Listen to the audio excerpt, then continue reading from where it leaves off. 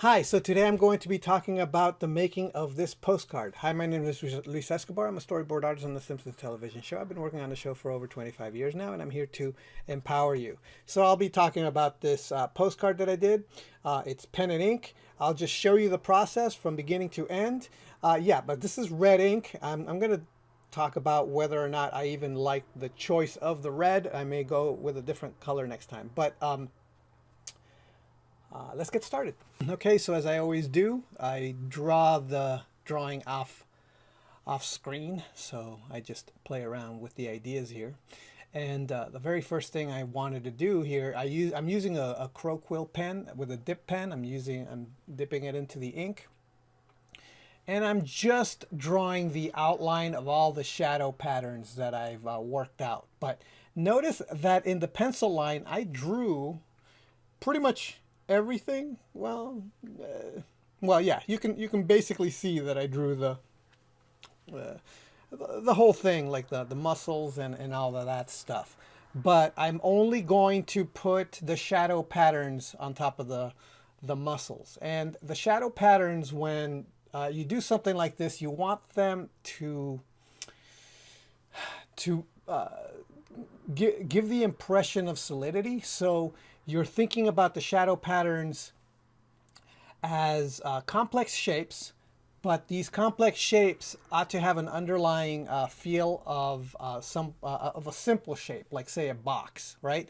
Like, so if a box has four sides, then you are putting a shadow on one side and leaving the other side shadowless, right? So that's the idea when you're doing these shadow patterns. You're imagining these complex shapes as boxy shapes and then just putting shadow patterns on there. Unless, and even when you're doing cast shadows like on the face and things like that.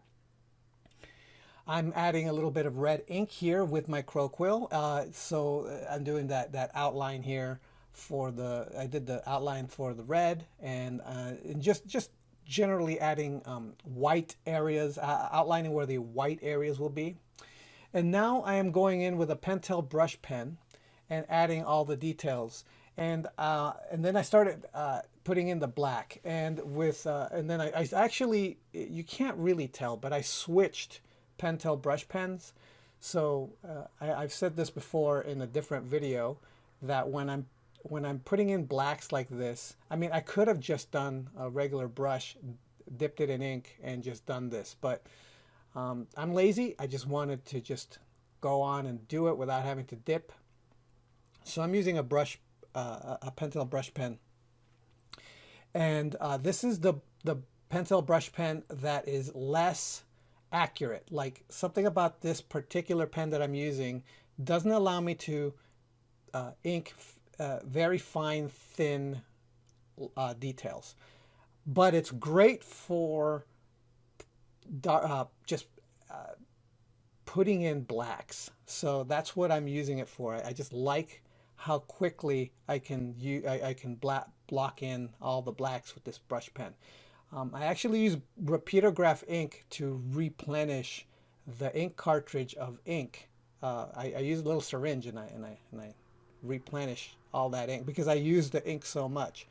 I do not do that with my other Pentel brush pen that actually works the way that I want it to. Um, I don't know why. I just think that maybe it might ruin it, so I just don't do it. But now I'm adding the red ink. So I mentioned in the introduction about the red ink and that I might use a different ink, another red, I should say, a different red shade. So the red that I'm using, it was what was called bright red, and it might not have been the. It just doesn't. I don't know.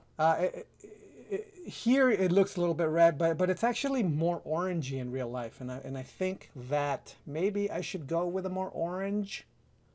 I mean, a more red, a warmer. This is a warm red. I'll go with a cooler red next time, like a one that skews cool to the cool spectrum rather than the warm spectrum. Otherwise, that's it.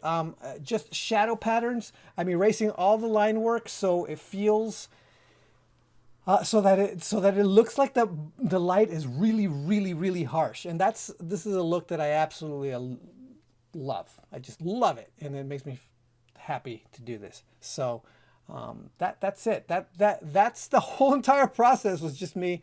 I drew everything, and then I just picked out the shadow patterns in an abstract way, and then inked it, and that's it. Thanks for watching, and I'll talk to you next time.